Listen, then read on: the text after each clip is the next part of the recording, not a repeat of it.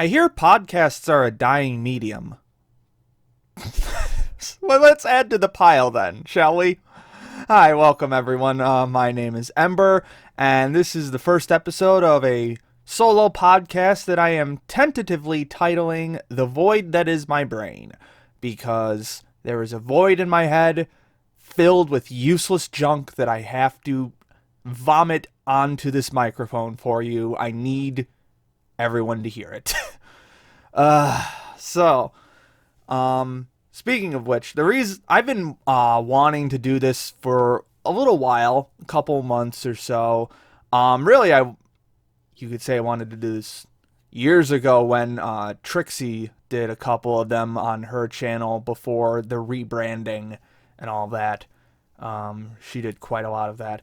But anyway, the reason I'm starting this now is because I have been on my journey towards reaching 1,000 entries on my anime list, also known as MAL. If you don't know, MAL is an anime cataloging site where you can list the shows that you're watching completed and stuff. You can give them scores, rankings, tags, a whole bunch of shit. That's not to say that I've completed 1,000 anime, because that's not how MAL works. Basically, it counts a continuous broadcast as one entry, so all of part 1 of Naruto is one entry, but each season of My Hero Academia is its own separate entry. But in any case, regardless of whether it's 1,000 anime or not, 1,000 entries on MAL I consider to be a pretty big achievement for an anime fan. It's hard to watch this many fucking shows and not go insane. But I still love it. Even after 1,000 anime, I still fucking love anime. I really do.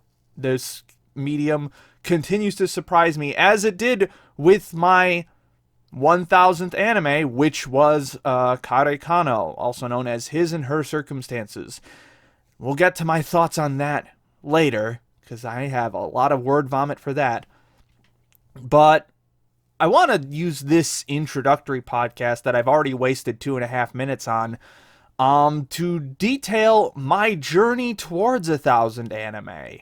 My journey as an anime fan, my journey as me. The guy speaking into a microphone for some fucking reason. So, let's journey all the way back to 1993, for a very brief moment in which I was born, as some kid named Michael. Don't really care that much about early years, but because it's not super eventful. I'm a white kid from a middle class, bordering on lower middle class family. It was middle class. We never had to worry about food on the table or anything. I am your bog standard American. Very typical guy. I guess really the only standout part of my early years is I went to Catholic school, but even then it was a pretty lenient Catholic school in terms of the stereotypes around Catholic schools. It was pretty liberal, all things considered, all the way through my schooling. But in terms of what I really consider important about my earlier years is the media that I consumed. I've had quite a trek with anime, with other shows, just general. This is just mostly going to be my general thoughts on the media I consumed as I grew up.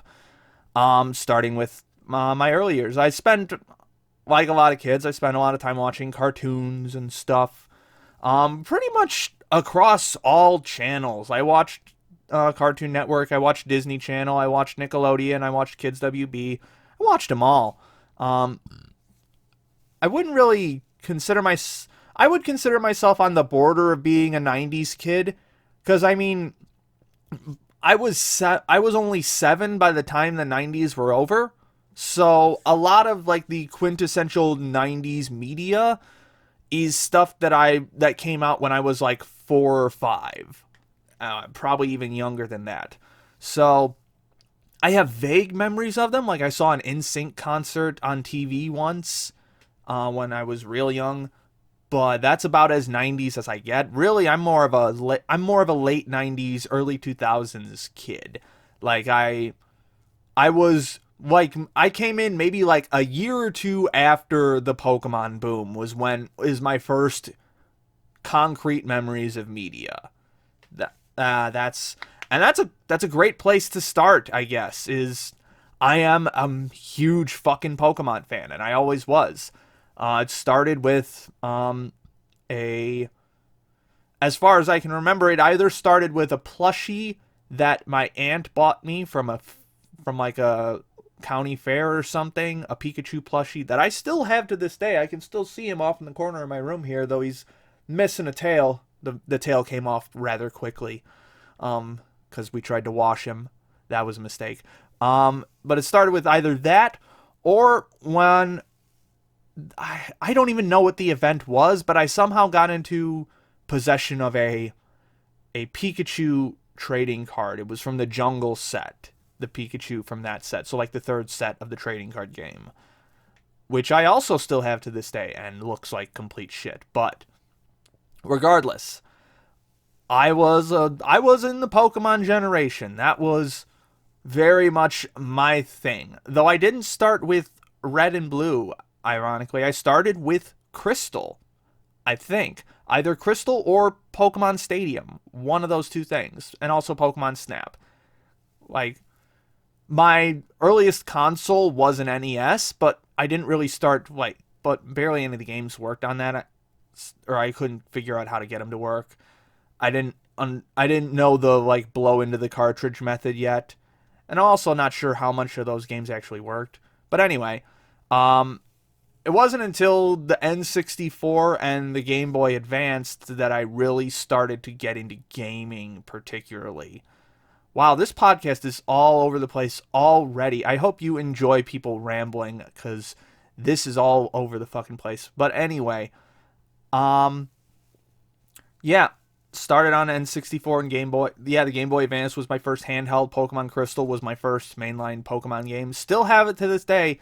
I haven't turned it on in like a year, though, so I'm very scared as to whether the internal battery has died or not, and I've lost my very first Pokemon, my Typhlosion.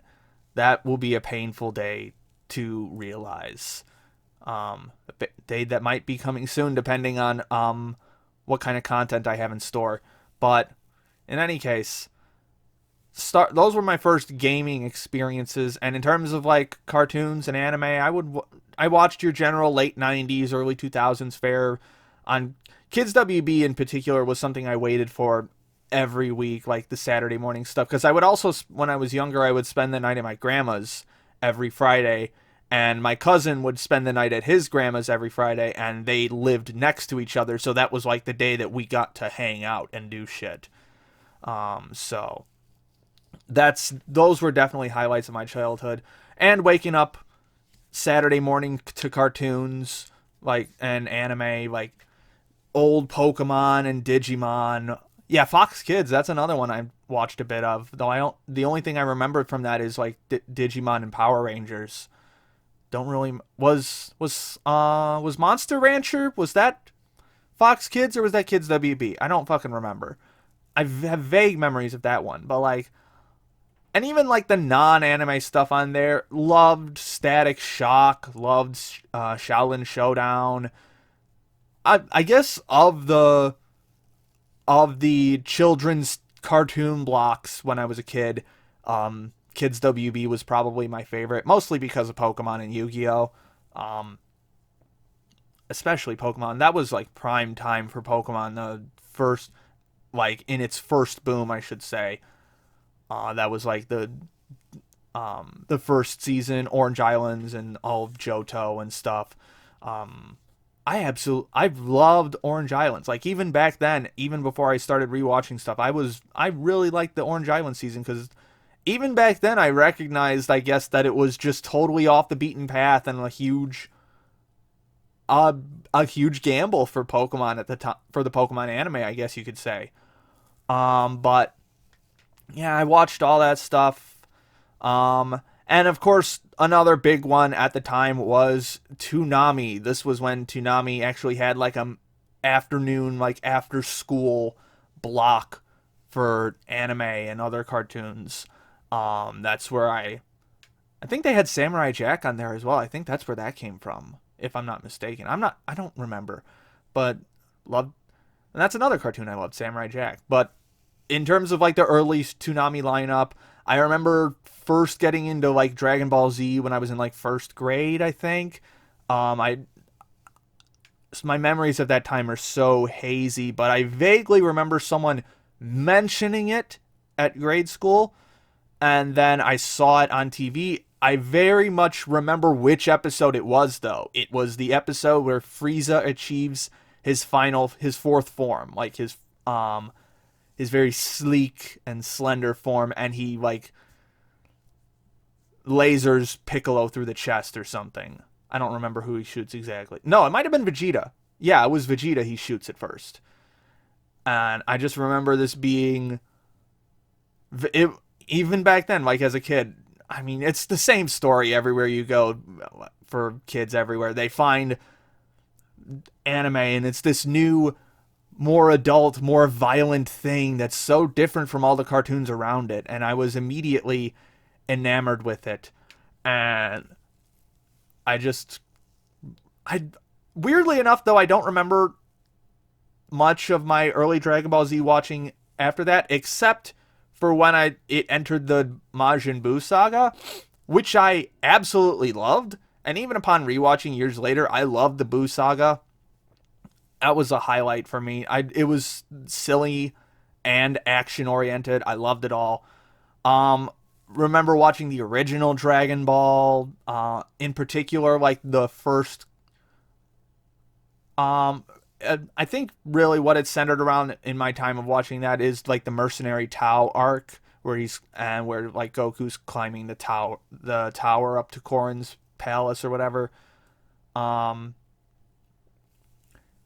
yeah, yeah, old Dragon Ball Z. Sailor Moon was another one I was super into, which thank God I got into that early, because I don't know if I would have been able to get into Magical Girls if not for the precedent that Sailor Moon set, just purely by bias, totally unwarranted bias. But yeah, I loved Sailor Moon. All the stuff from that era. Naruto, when I was in like late grade school, was like the big thing for me. Absolutely loved Naruto at the time. That was only part 1 though, and I didn't even get to part 2 until I was in college. But yeah, that's like my early childhood inspirations. Yeah, trust me, this is going to be a long podcast, so you're going to want to strap in. I'm really diving into the weeds of it now. But much like all things in life, things come and go as they please. Anime had its early boom in the early 2000s, late 90s, early 2000s in the US, and then it started to dip off a bit. Like that afternoon block of Toonami went away, and so I was kind of losing interest in stuff. Pokemon wasn't as cool anymore. That was in like when Pokemon was getting into like Pokemon Advanced, I think. Or that might have even also been. See, I'm trying to remember when exactly. Yeah, that was definitely.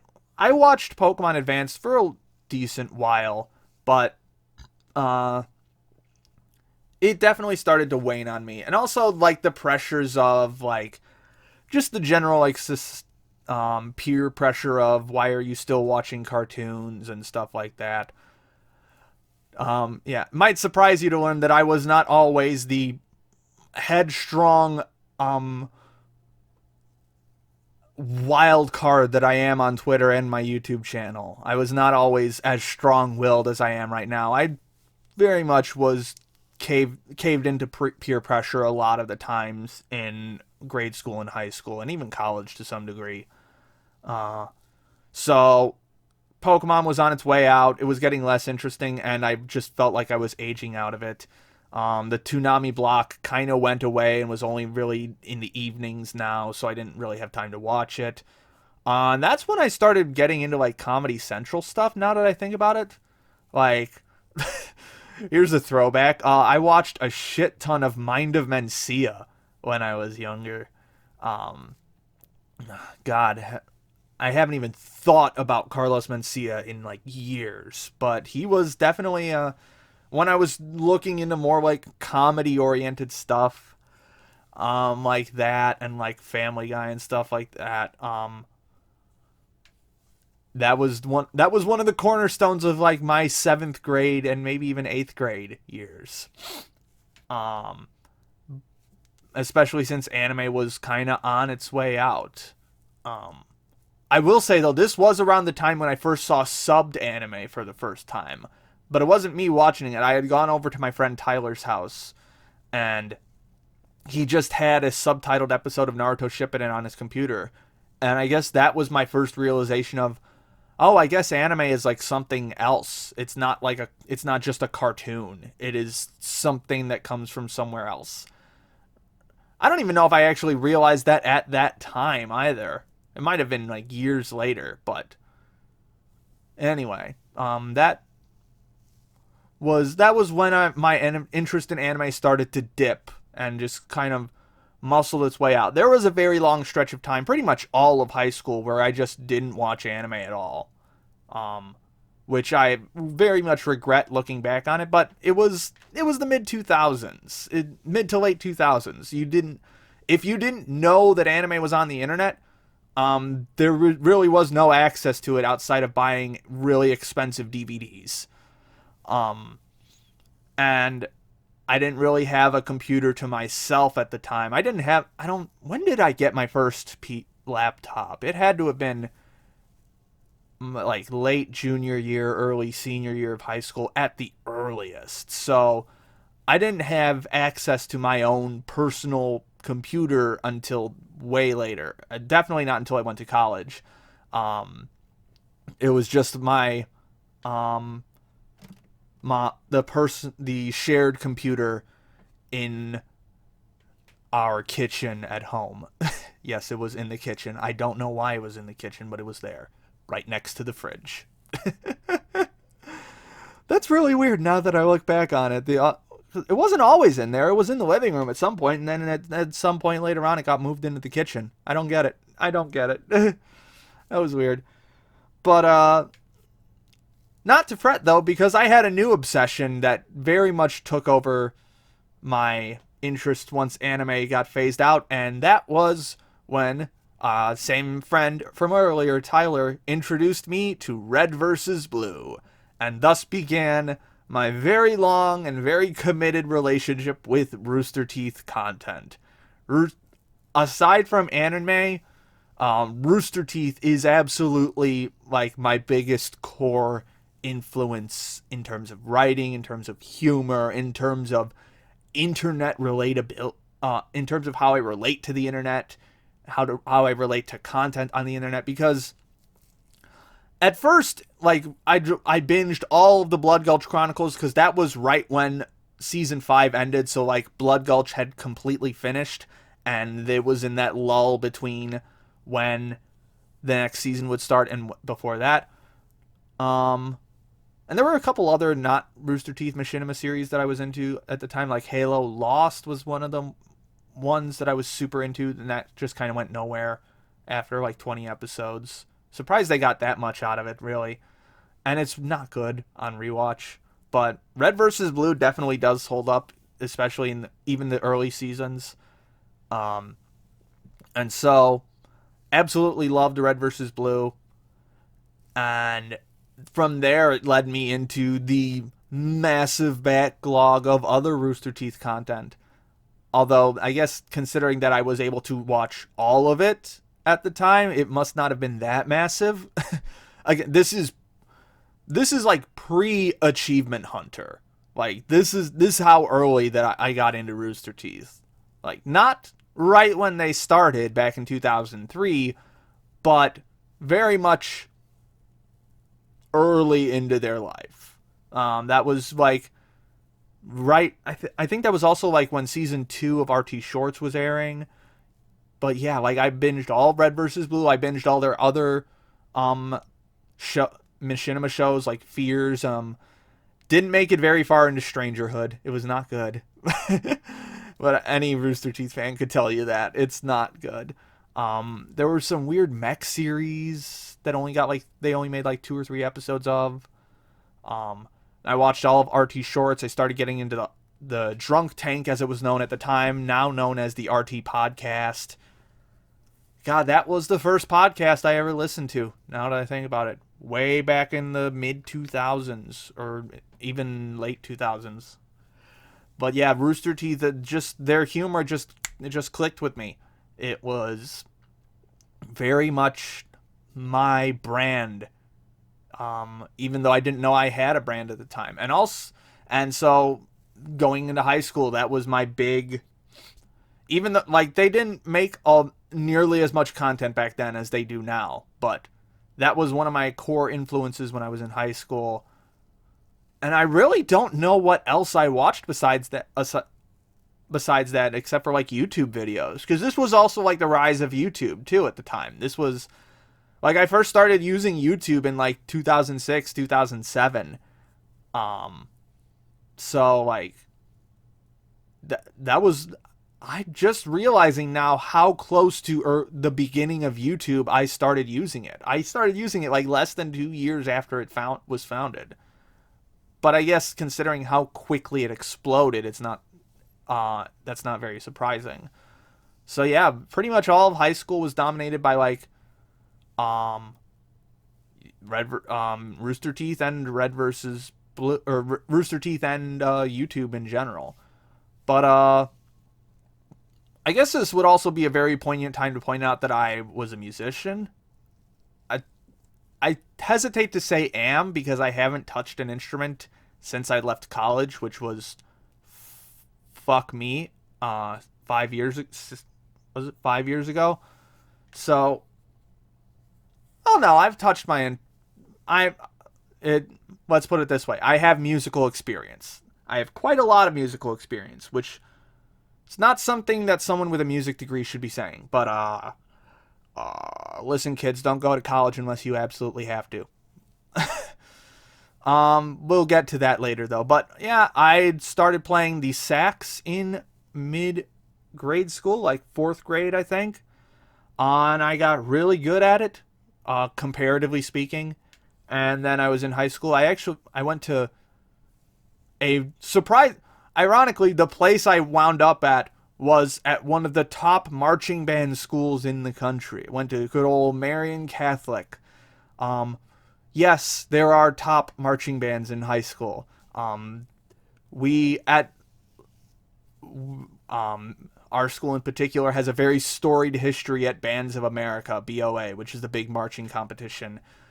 We won the most amount of times, which at the time, which was like 7-time champions. We never won while I was there. We came very close several times. And we got like the highest score in our school's history when I was there in my sophomore year.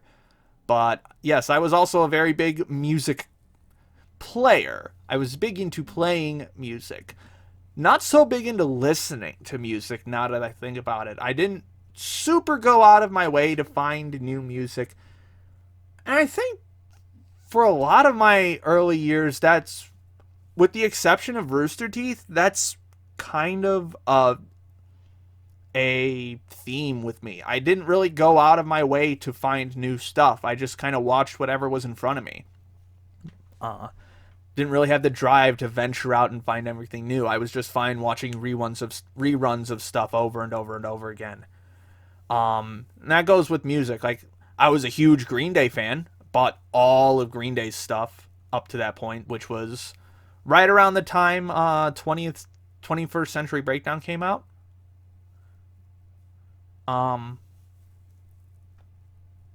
So yeah, super into Green Day at the time. I haven't listened to them in forever. I would love to go back and listen to like American Idiot and Nimrod and Insomniacs. So much good stuff. But yeah, I was mostly into like pop punk kind of stuff and just general like alt rock, alternative as they call it. It's just rock music but with a different flavor. So stuff like Fall Out Boy and I had one All American Rejects album. Yes, it was Move Along. Um, Ventured a little bit into metal with Disturbed and Slipknot. Really liked Slipknot in my high school years. That was some fun times jamming out to the Subliminal Verses and All Hope Is Gone. Good shit. Man, this podcast is very quickly becoming nostalgic for me as I just reminisce on all of the times, all the good times in high school and grade school and stuff. But now I'm getting very sidetracked. Um, Not really though, because high school, to be honest, aside from Red versus Blue, was kind of a dead year for me in terms of media. There really wasn't a whole lot that I was super into aside from like, ironically, I was more into classical music than anything else, and just the bits of um metal and rock music that I had at my disposal. I will say though, season 7 of Red versus Blue, Reconstruction. Um, that's the one that ends with Church realizing that he's an AI. Spoilers, by the way, if you haven't seen Red versus Blue, but that season is over a decade old at this point, so I don't care. But Church realizes that he's an AI and realizes and what? I've lost my train of thought on all of this now. But anyway, I'd say Reconstruction and then 2 seasons later, Revelation. Those were really the points where I first had the inkling of this piece of art is good. This is like, that was when I first started to truly examine the media that I consumed, aside from just watching the same things over and over again. Oh, I should also mention that I was a big Star Wars kid as well. Fucking loved Star Wars. My cousin's first husband was like a huge Star Wars nerd, so I would geek out with shit like with him all the time. Um, Different cousin, by the way, than the one that I hung out with at my grandma's house. I should specify that. But yeah, huge into Star Wars. Like many kids at the time, I was actually super into the prequels. I actually got to see Revenge of the Sith a day early because one of my friends, his dad was a cop, so there was like a all police department and firefighting department like pre-screening for Revenge of the Sith. Although I will point out, I guess that would be the point where I guess that would be the time when I first looked at a piece of media and said, this might not be as good as I was hoping for. So, like, I guess that's my first... No, my real first inkling of that would be Digimon Adventures 2, which fucking sucked. Like, even as a kid, I did not like that. But, I guess those two are like my first inklings of, this might not be a very good thing. But it wasn't until high school with Red versus Blue that I really came to the realization of like, oh, this is art. This is something that someone else made. This is a product of someone else's creation. Someone designed these things to happen, and then they happened. Which I think I only got that realization because Rooster Teeth is so intimate with its fan base. They're so very much tied into the people that they make their art for. And I know I've learned so many behind the scenes things about Red versus Blue and Rooster Teeth in general. So I think that's what spurred my interest in becoming more invested in what makes media the way it is. Like, I'll never forget the wall break in episode 3, I think, of Revelation season. I just realized I was completely numbering those wrong. Season 6 was Reconstruction, and then Season 8 was Revelation. I don't know how I fucking got that mixed up. I think I was going on like Star Wars logic of like those are the new seasons. But yeah, it was Season 6 was Reconstruction, Season 8 was Revelation. Everything was jumbled together in this void of my fucking brain. But episode 3 of Season 8, the wall break, the first thing that Monty Ohm, like his debut thing for Rooster Teeth. Technically not though, because he did the compositing for the, I believe he did the compositing for the laser in season 7 when Ball Church shoots the guy pretending to be CT. But yeah, that was Rooster Teeth very quickly came to dominate my media consumption, especially because that's when they first started coming out with their Let's Plays too, like at the time. But I guess I should say the reason I really got into Rooster Teeth is because I was also into Halo. I was a huge Halo guy. Did not jump in at Halo 1. That was a little before my time. No way my parents would have gotten it for me. Even though I had an Xbox at the time, I was mostly just playing Star Wars games and stuff. Like Star Wars Battlefront and Battlefront 2. Those were my fucking jam. But yeah, once I got my hands on Halo 2, it was all in from there. Like in high school, I got my 360 and Halo 3, and Halo Waypoint came out around the time. All of my friends were into Halo, so it was super fun playing that with everybody before Call of Duty took over, and I still had fun with that. Really liked the Modern Warfare 2. Those were good games. I know Call of Duty has such a bad taste nowadays, but those early Modern Warfare games were good. I'm not even gonna put a qualifier on them. They were good. Those were good games. But Halo has definitely held up much more, in my opinion. Especially since I still think about it nowadays. And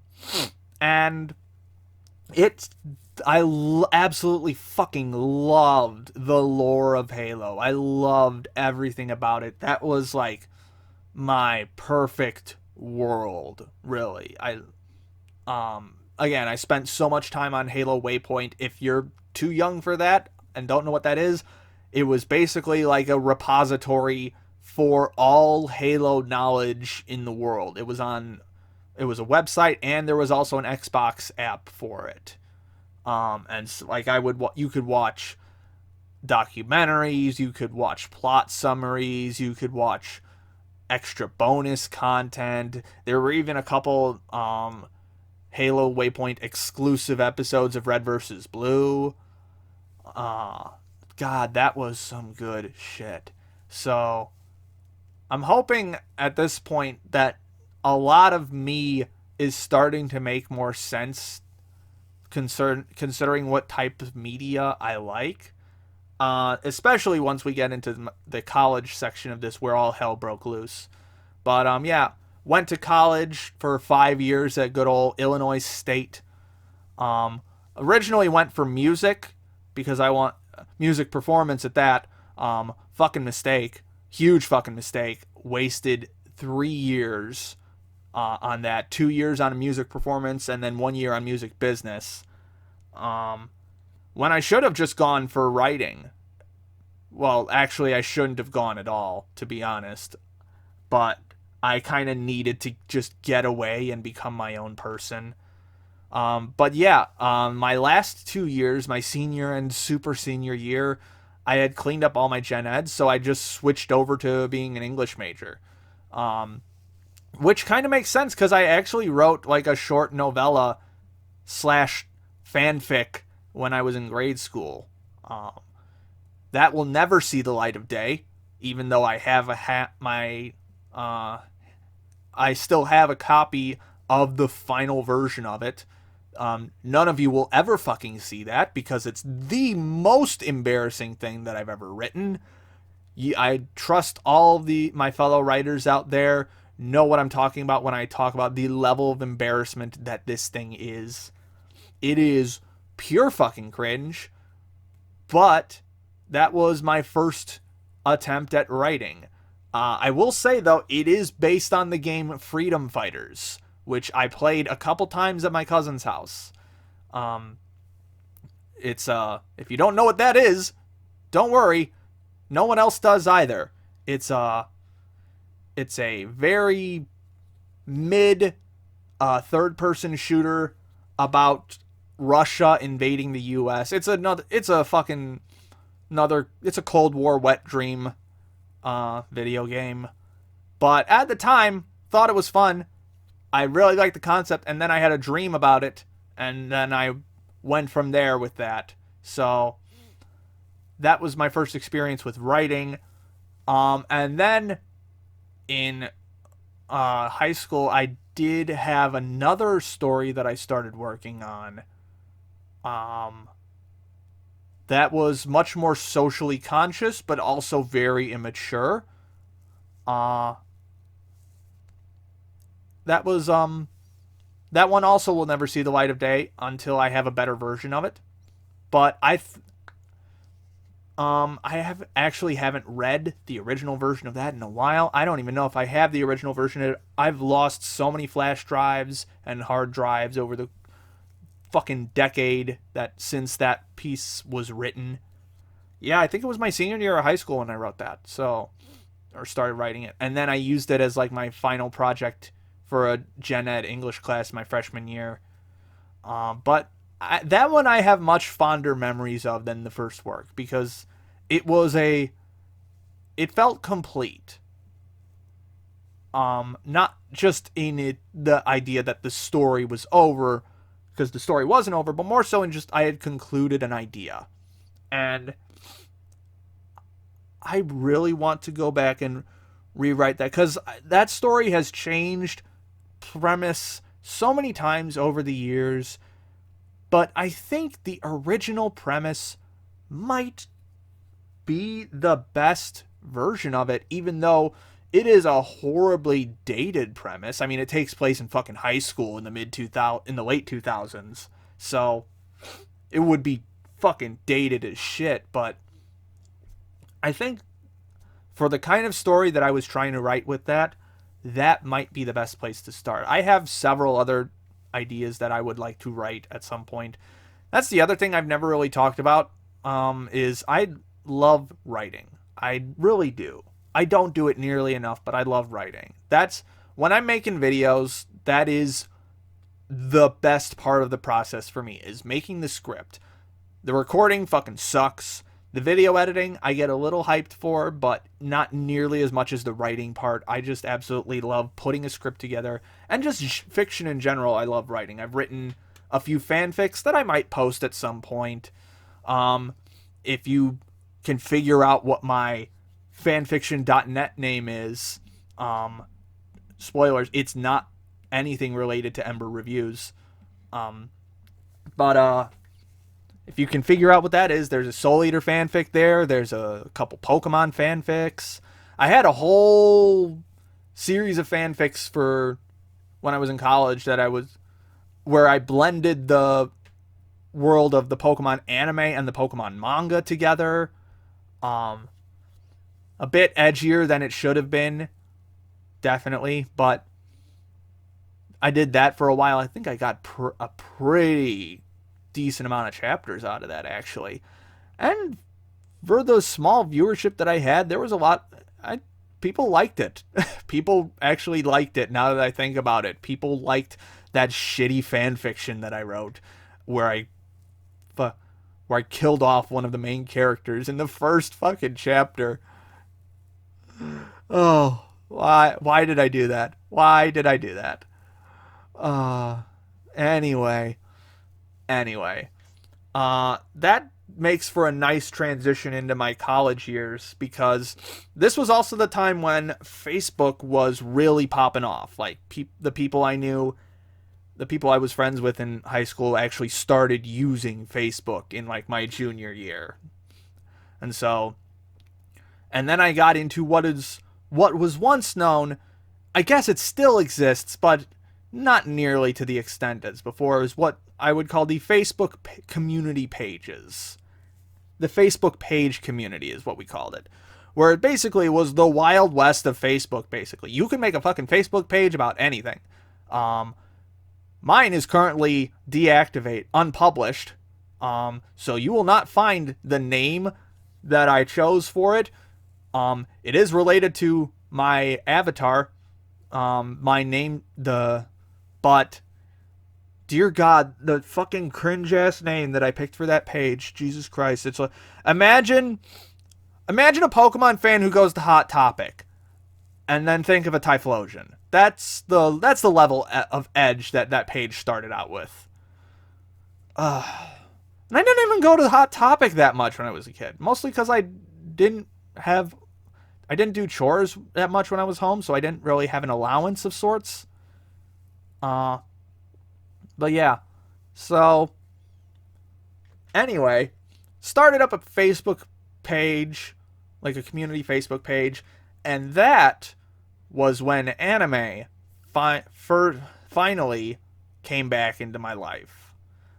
It was because a lot of the people who ran Facebook pages, at least the Facebook pages that I communed with, were anime fans. There were One Piece fans, there were Naruto fans, there were Pokemon fans, there were Dragon Ball Z fans. I realize I just named like the most popular anime, but yeah, so that, and this also was close to the time when Toonami had their April Fool's broadcast. That was the second semester of my freshman year in college. That was April 2012. And I stayed up almost all night watching that. Like, I think I conked out around the time Giant Robo came out. No, it wasn't Giant Robo. It was whatever Tetsujin is known as in the US. Like, the black and white one. No, I don't even think I made it to that. I think I got to the original Astro Boy and then conked out. But that was so fun. They aired the finale of the Cell Saga. There was some Yu Yu Hakusho, I think. And that really... And then they announced afterwards that Toonami was coming back officially. And so that restarted my interest in anime. I don't know where exactly on the timeline this takes place. Like, that second semester is such a blur at this point. But basically around the second half, the spring-ish time of that semester was when all of the anime stuff started coming back. And I remember the first two anime that I binged. I don't remember which one came first, but ironically, both of them were Tetsuro Araki anime. Now, keep in mind, this is before Attack on Titan. This is over a year before Attack on Titan came out. And so, the two shows that I watched were Death Note and High School of the Dead. Back to back. I don't know which one came first. I have a feeling Death Note came first, but I'm not sure. And yeah, it was just on like illegal upload sites like goodanime.net or something, or like Anime44. I'm sure some old heads are hearing these names and having flashbacks. But yeah, I just loved both of them. And then I decided, you know what? I used to watch Dragon Ball all the time and Dragon Ball Z when I was a kid. I'm going to binge all of it. And so I binged all of Dragon Ball and all of Dragon Ball Z in the span of a couple weeks as a college student who was prepping for exams. Not the smartest choice. But I didn't fail anything. So, that's good. And then everything just spiraled out from there. I watched both versions of Full Metal Alchemist that summer. That's also when I realized that the music major thing was not going to work out. But I stuck with it for 2 more years for some fucking reason. Because I was spending way more time watching anime than I was practicing. Um, and so like and then like the next semester I watched uh Soul Eater and the first season of Code Geass. But Soul Eater in particular really stuck with me because that was the first time, like, even though I had seen like Dragon Ball Z and Death Note and fucking FMA Brotherhood, which I gave a 10 out of 10, still a 10 out of 10 as far as my last rewatch from like 5 years ago. But Soul Eater, the first episode of Soul Eater, I will never forget as the moment where the idea of anime is awesome entered my head. Like that the resolution to that episode, like where Soul does like his double cross, and then the brief conversation they have after that. That was like the moment where I was like, oh man, this anime stuff is really fucking cool. And that's as my obsession spiraled out from there. And so that was, Jesus Christ, that was 2012. That was 9 years ago that I first watched Soul Eater. I am so fucking old.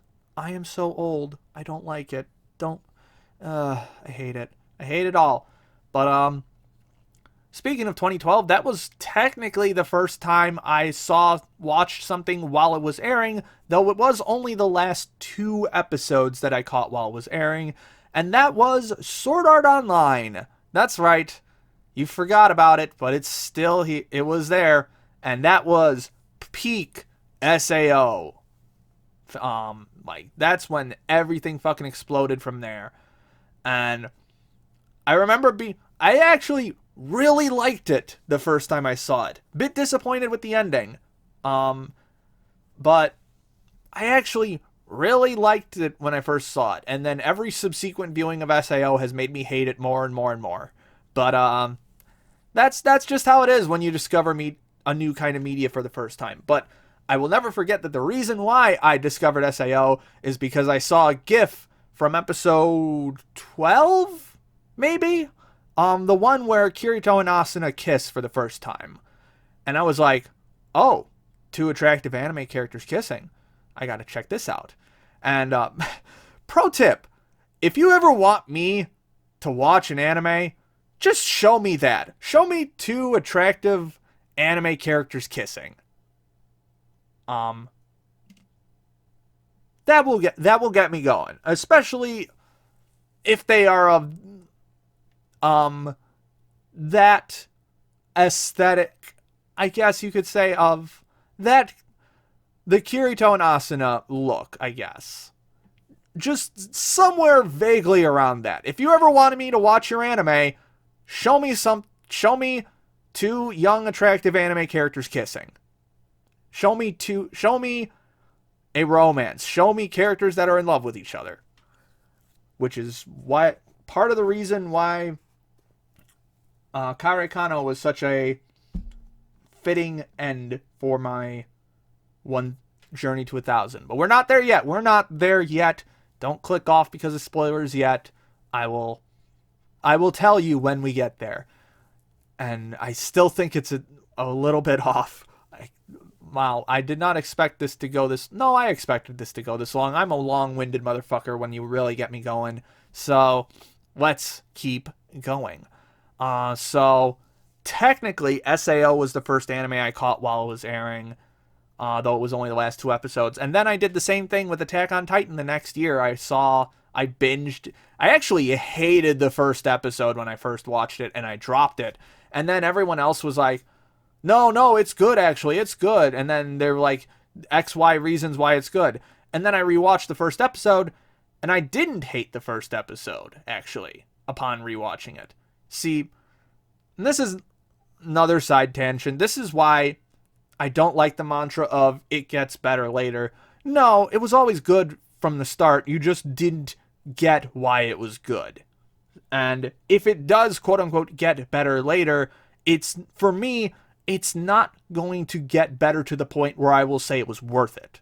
Like, if you're starting at a 3, it's only ever going to reach a 6 at most, at the very fucking most, because everything is built on that 3. So it's very hard. It's big. It's like building a house on sand. Building a house on shitty wet sand. You're not doing it right. But so I rewatched the first episode of Attack on Titan. Liked it a lot more than I did on my first viewing. And I binged it up until where it was airing at the time, which I think was either episode 23 or 24. I think it was 23. And then Petra fell off the wagon.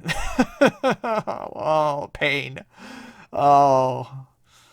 Spoilers for an 8-year-old show, but okay.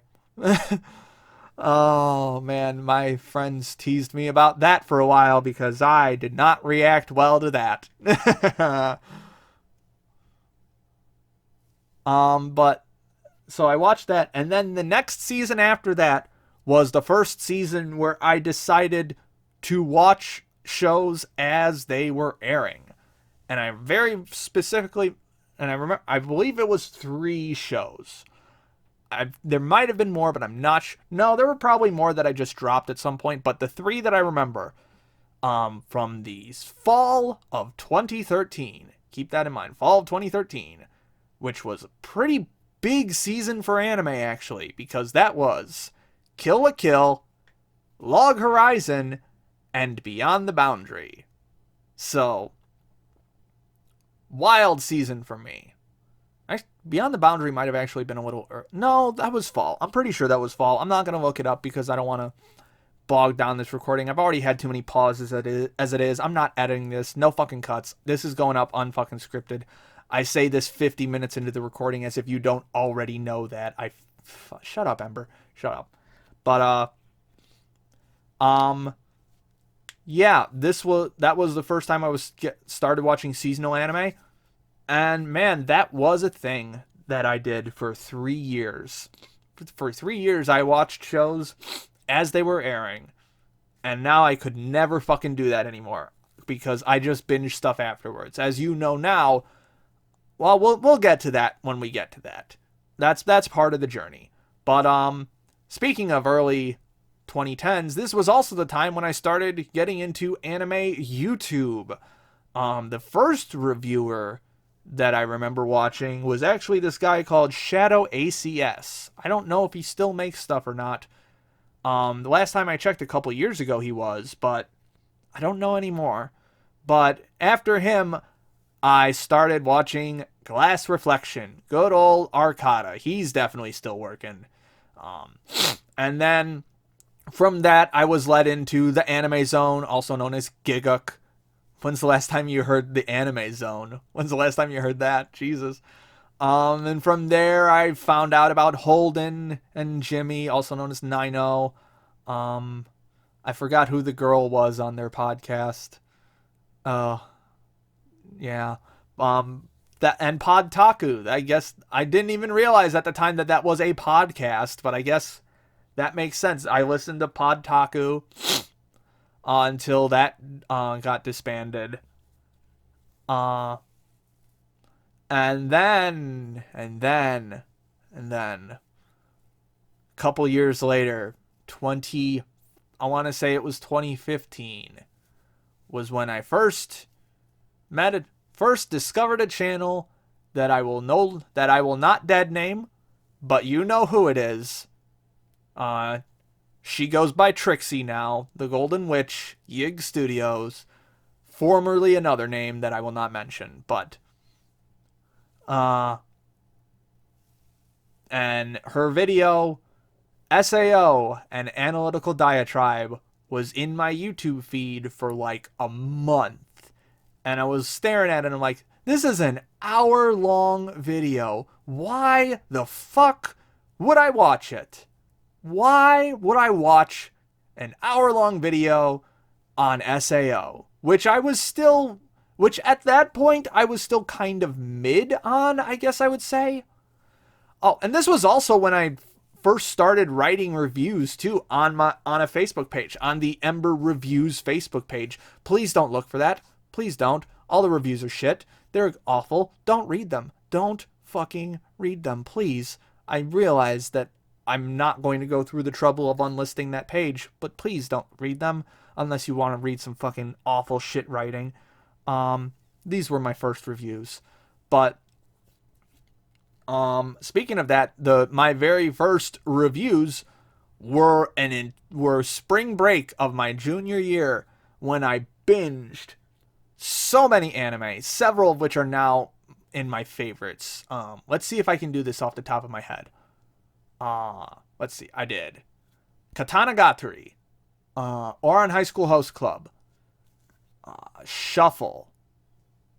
I don't know why Shuffle was in there. Don't ask me. I watched like 3 Ghibli movies. Castle in the Sky, From Up on Poppy Hill, and Grave of the Fireflies. Ironically, Grave of the Fireflies was my least favorite of the 3. I don't know. I hope that will change when I rewatch it eventually, but who knows. And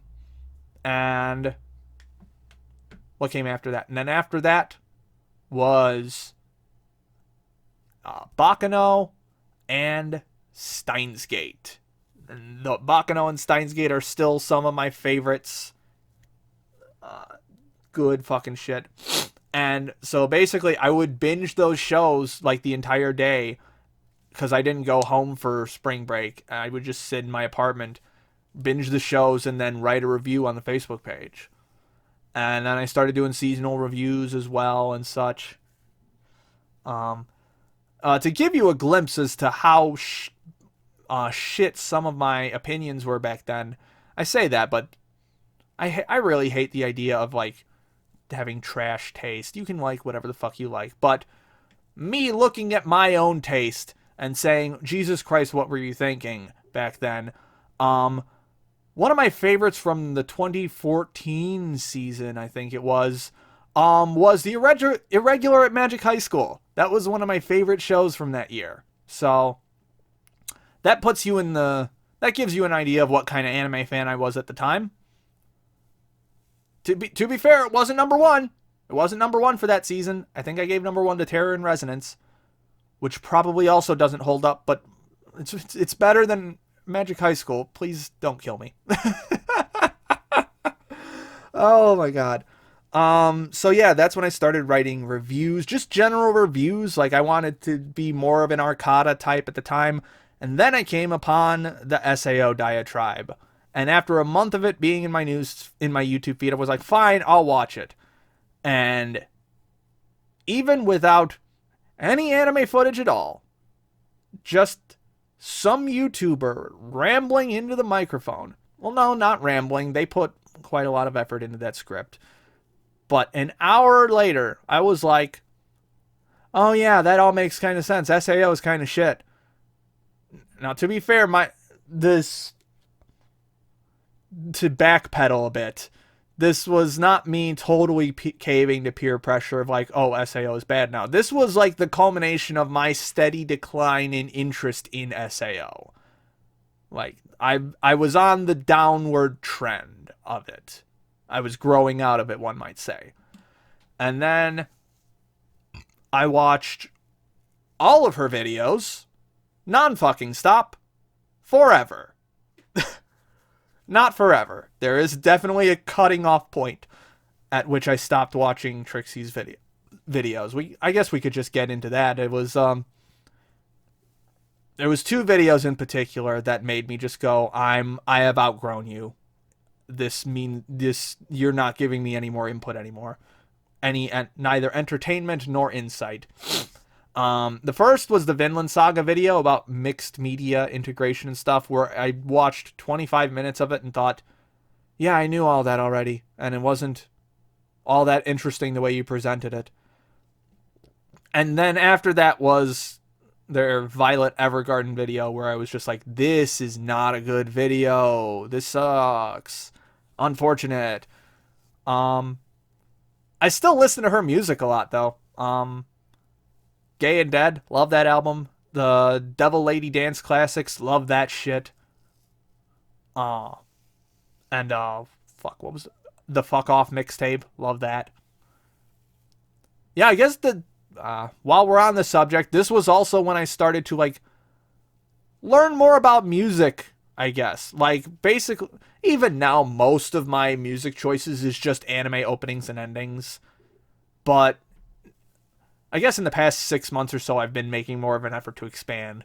But her albums were my first step into the world of rap. And then from there, I remember specifically asking her at one point, like, what albums inspired her work.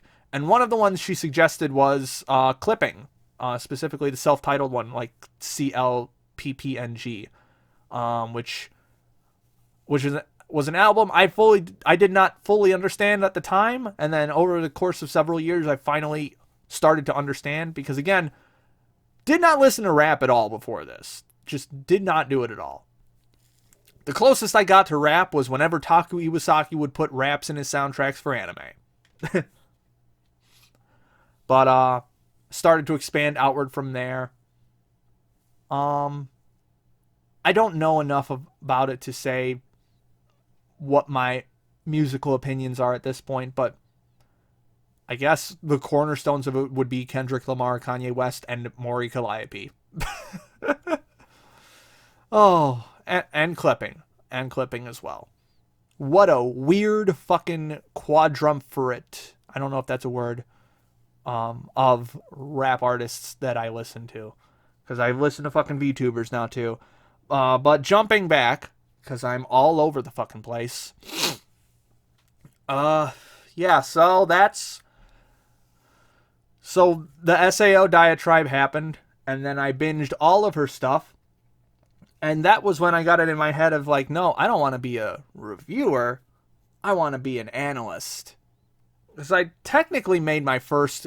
I had started to make my first YouTube videos around that time. Actually, a couple years before. I had done a really shitty top 5 horror anime video, including 2 ones that I didn't even finish watching.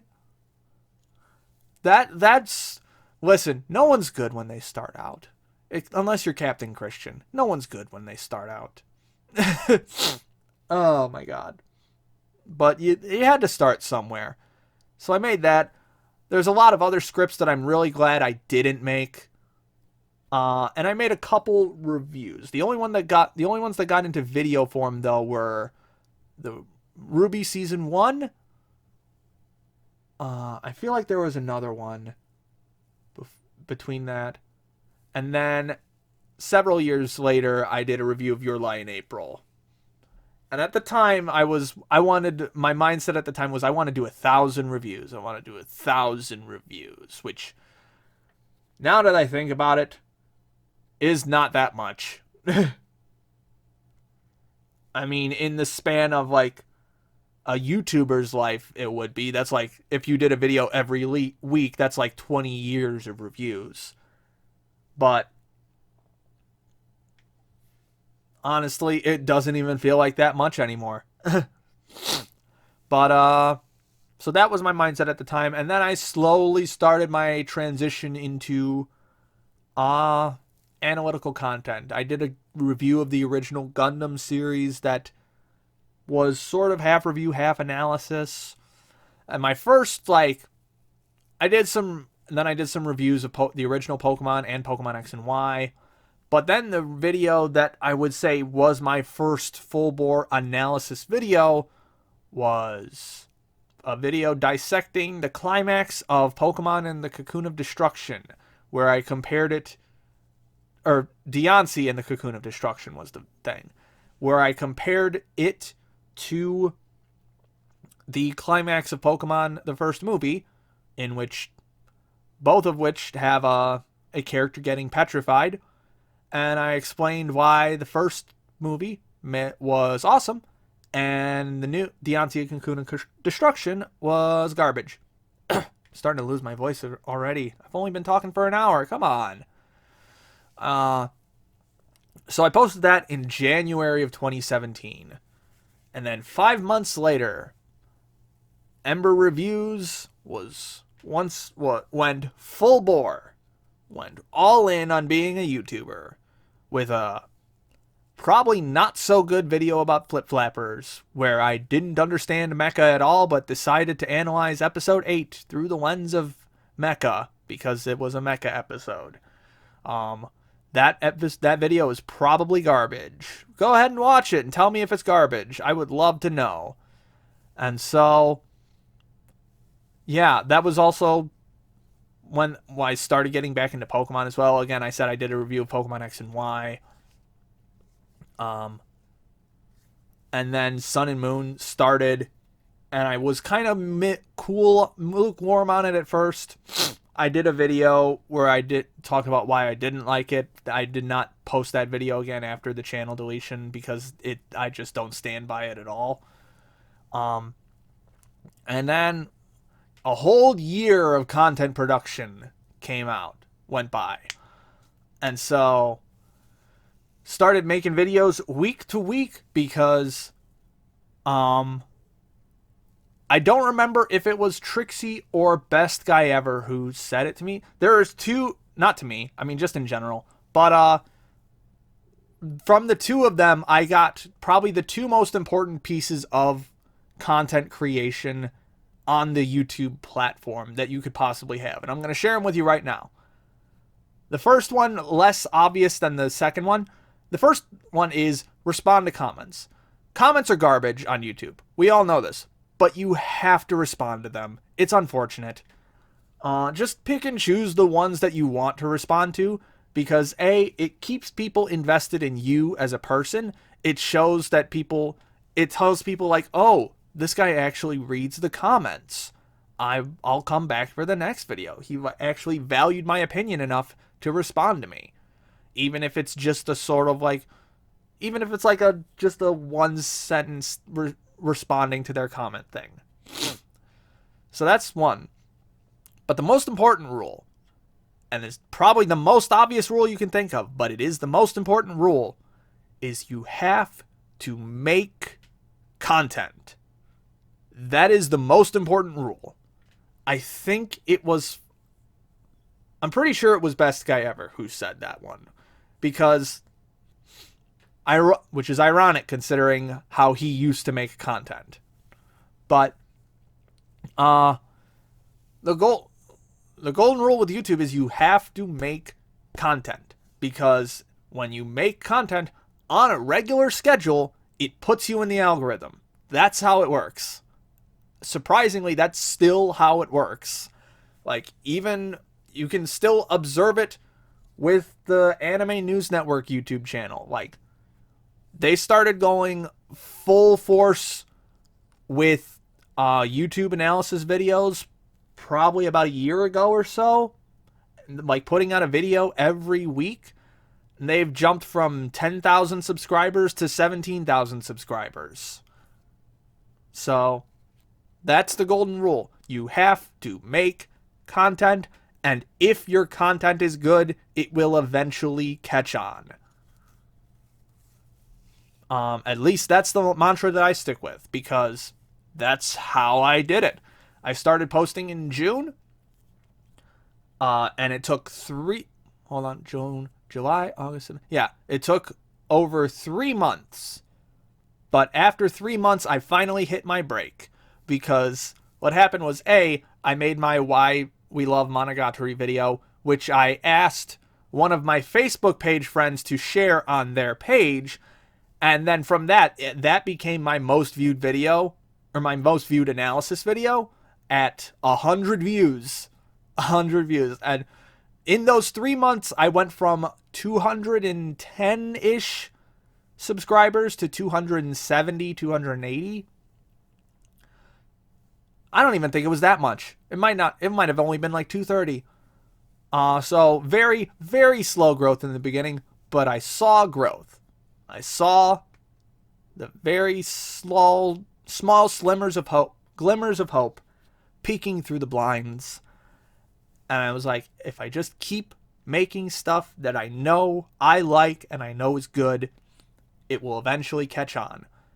And because that video did decently well for a channel my size, and because I was at the perfect time for another video to pop off, which was my video on Hero Killer Stain, because the season of My Hero Academia had just ended, And so people were going back to watch analysis videos of stuff.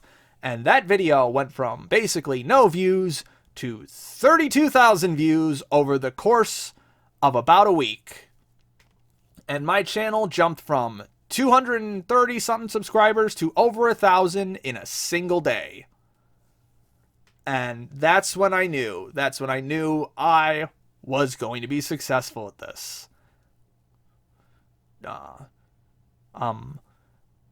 Quotes spoken moments before disaster. Oh boy, we'll get to that. But, yeah, so then I just kept going and I kept going.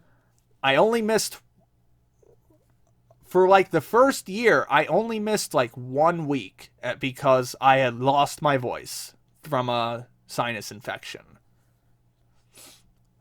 Even posted a cute little Pikachu PNG. Be like, I lost my voice. I can't post. Sorry.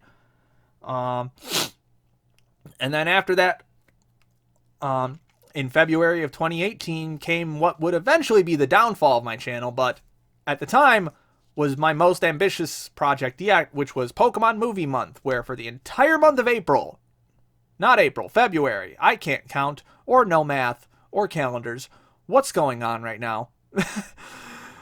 For the entire month of February, I posted a review of every single Pokemon movie and special. Culminating in my review of I Choose You, which was the new movie at the time, and is still my favorite Pokemon movie. Controversial opinion, I know, but them's the breaks.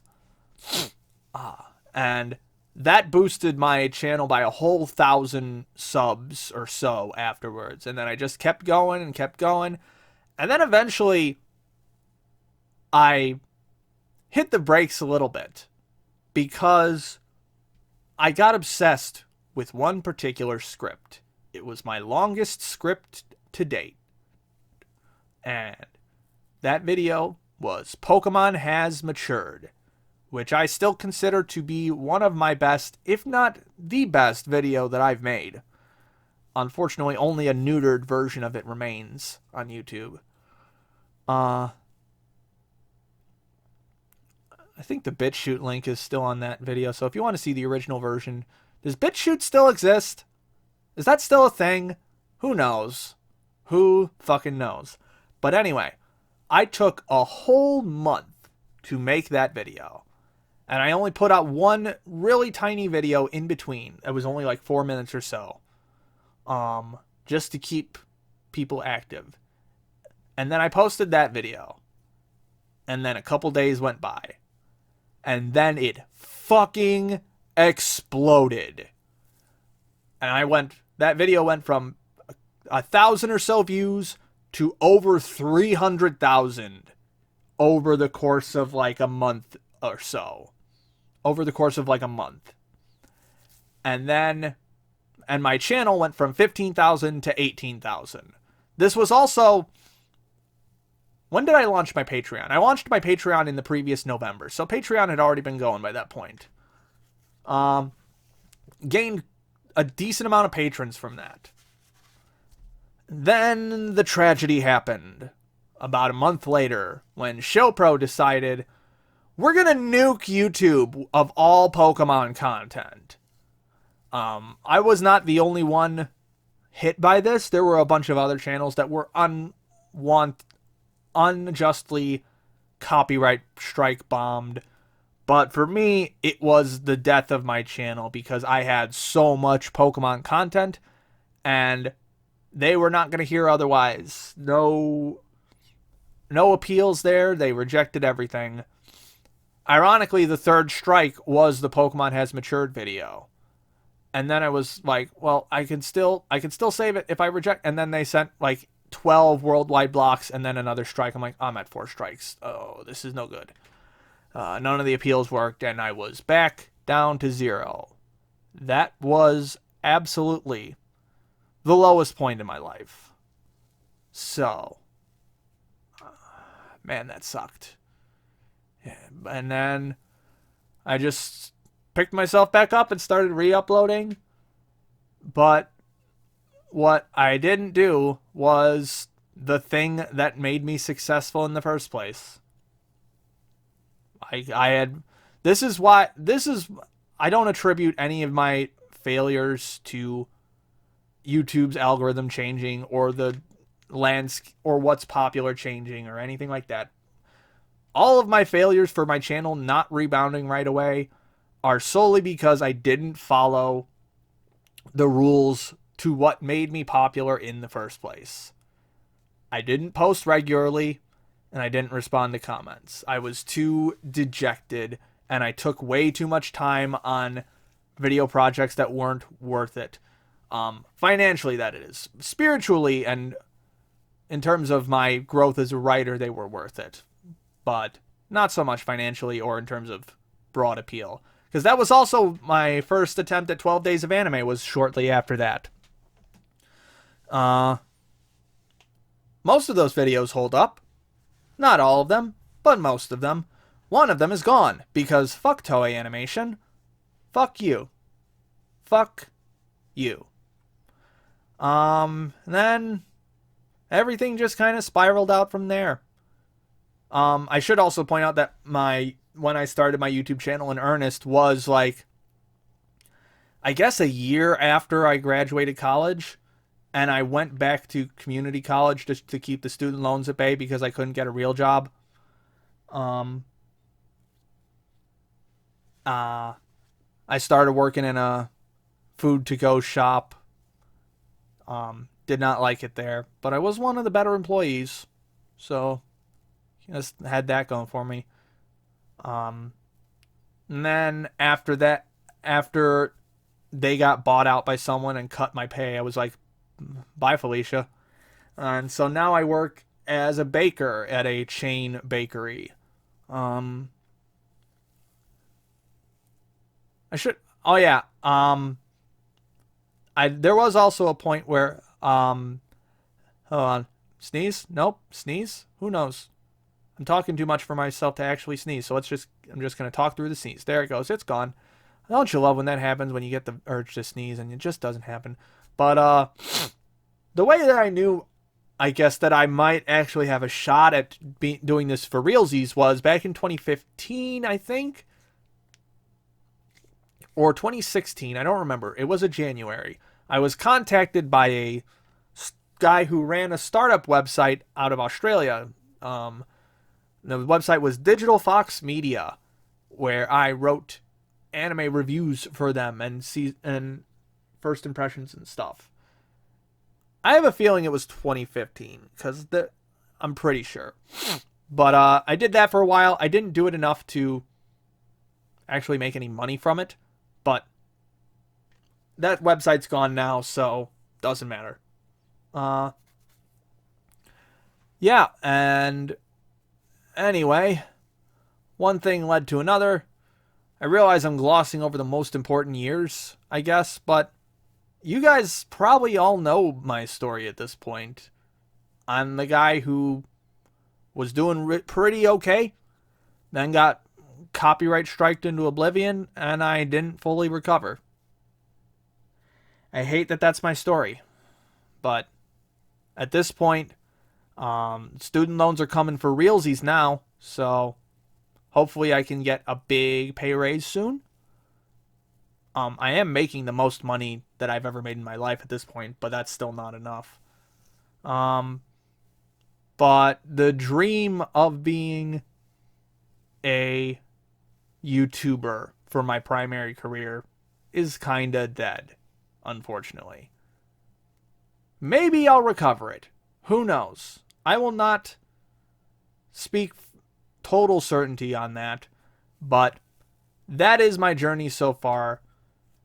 The one last bit that I should touch on before we get into present day is, much like Trixie, I want her attitude is like on anime was she wanted to see all the good shit, which means A, you can't trust other people's opinions because most people don't get what your opinions are, or most people don't get what your taste is. They really don't. You got to be really comfortable with someone for them to suggest something to you and have it not be garbage.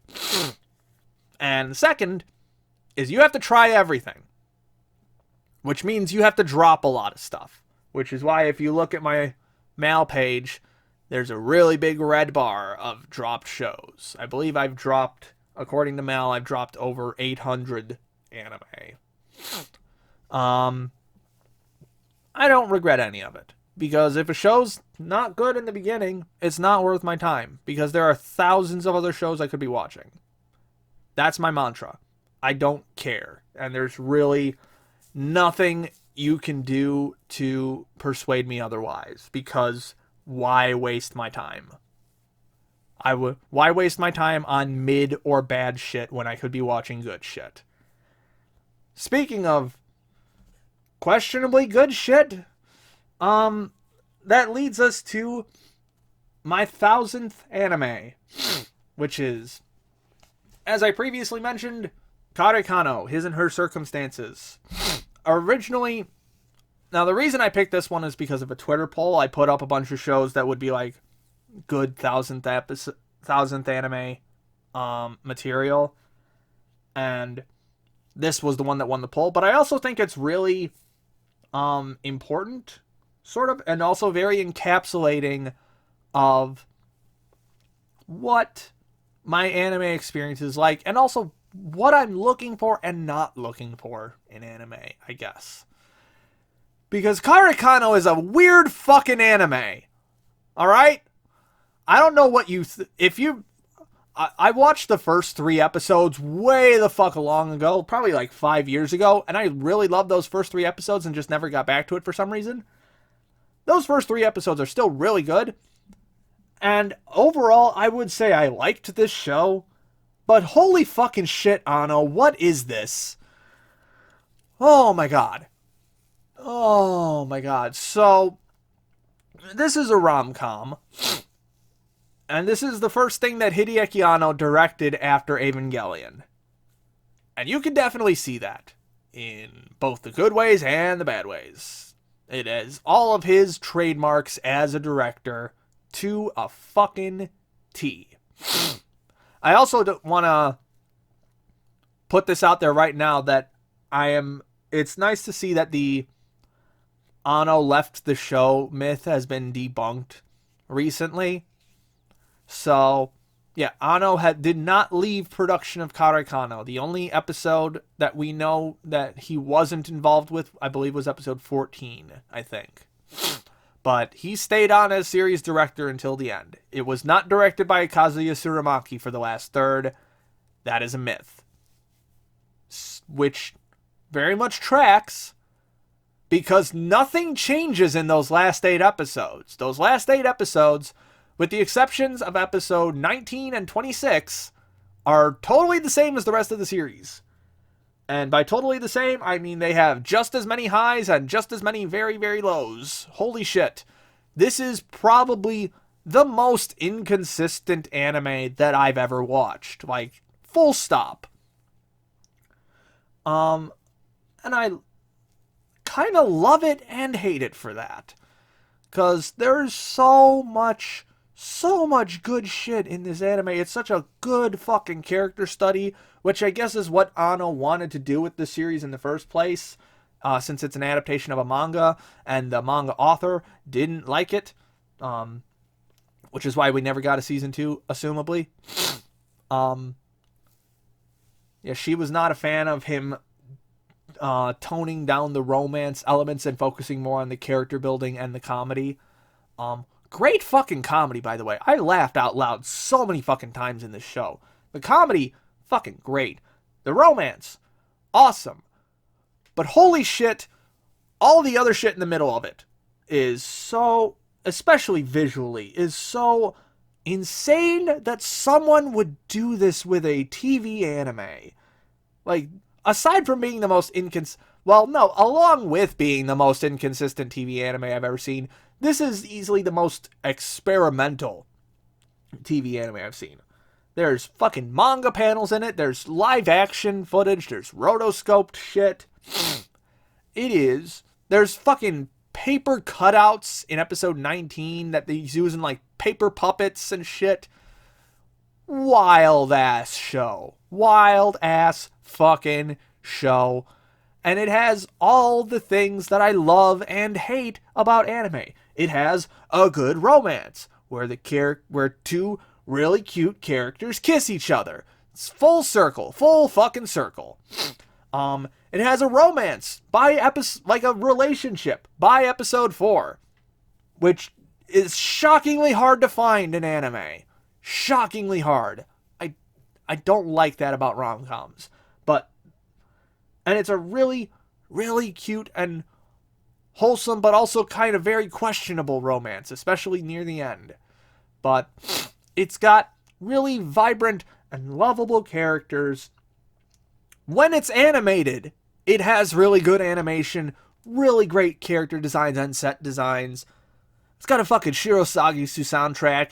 Ano is the only person who knows how to use Shirasagisu well for some reason. I don't know why. Maybe you could add Bleach to that as well, but I haven't seen enough of Bleach to make a judgment of that. I just know that pretty much any other time Shirasagisu pops up, not related to Ano, it's going to sound awful. It didn't sound good in Magi. It didn't sound good in the Berserk remakes. No one can control this man except for Ano. I don't get it. But it's got so many good things that I love about anime, and so many fucking things that I hate. Like, there is so much recap footage in this. So fucking much. There is like recap episodes included along with just recap in general. This 26 episode anime has like 3.5 episodes worth of recap. And it's constantly hammering the same points over and over and over again. I fucking get it. We get the origin story already. You don't have to say it 80,000 fucking times in this anime. Jesus. It's got an inconsistent production type. Well, I'm going to give Ano the benefit of the doubt and say everything that was on screen was his intention. And if that was his intention, good for him.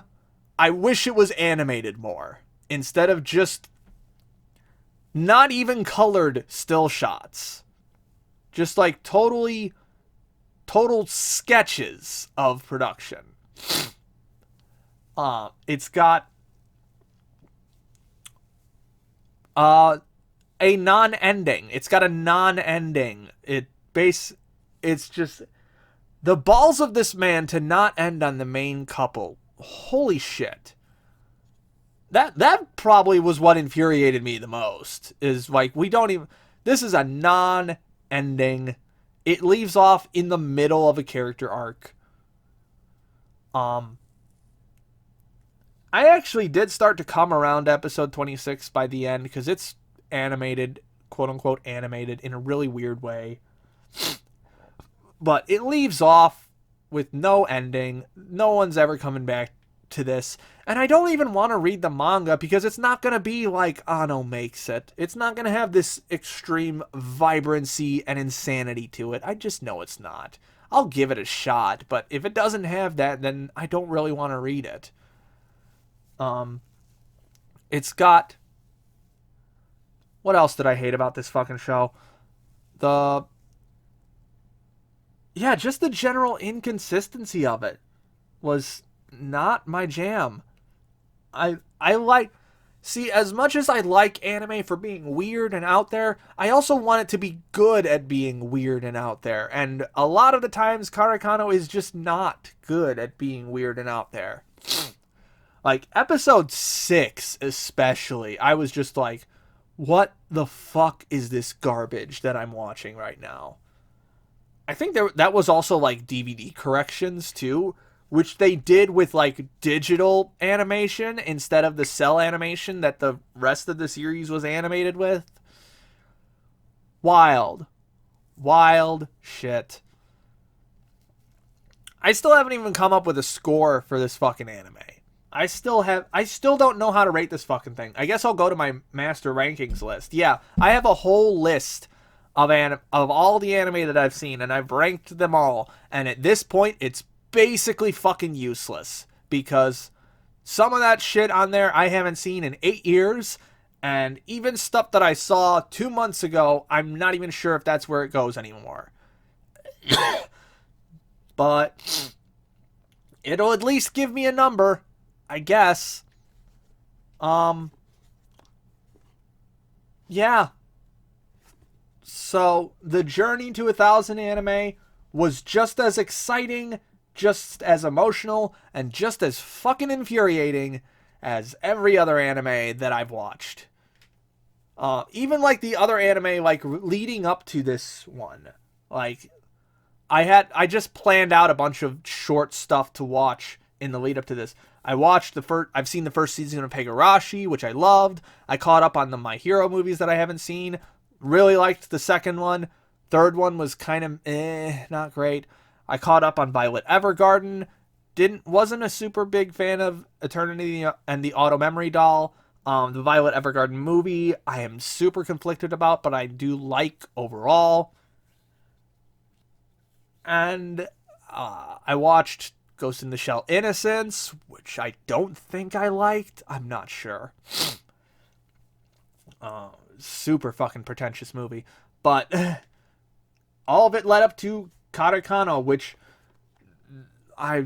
this anime is a perfect encapsulation of my anime watching experience, of my heart, both over the past 9.5 years of watching anime, and just my experience with media in general.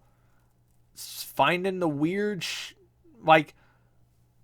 it really wasn't until college that I really started like discerning, like, is this good and do I have opinions about it? But even before that, there was Red versus Blue. And even before that, we had all the anime that I used to watch as a kid.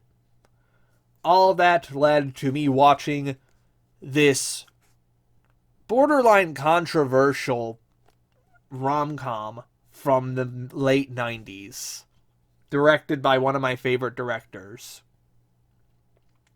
who I sometimes question why he's one of my favorite directors.